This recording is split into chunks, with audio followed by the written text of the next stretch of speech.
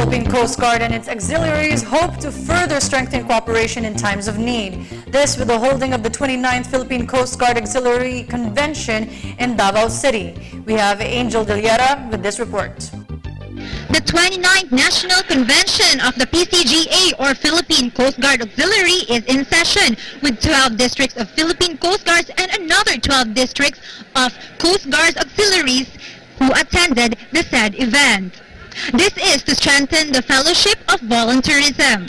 Members of the 12 districts from each designation consists of Philippine Coast Guards and Coast Guards Auxiliary from the NCRCL or the National Capital Central Luzon, Western Visayas, Eastern Visayas, Bicol, Southern Tagalog, Northwest Luzon, Northeast Luzon, Southwest Mindanao, Southeast Mindanao, Northern Mindanao, Palawan, and Central Visayas attended the said event looking dashing in their service blue alpha uniform.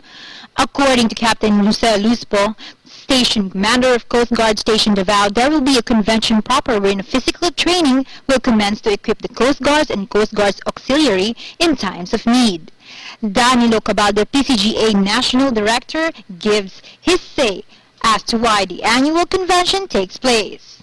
Addressing that, in fact, we are building our search and rescue capability in support of the Philippine Coast Guard, because Coast Guard has approximately around 6,000 personnel, and imagine we have around 36,000 kilometers of shoreline.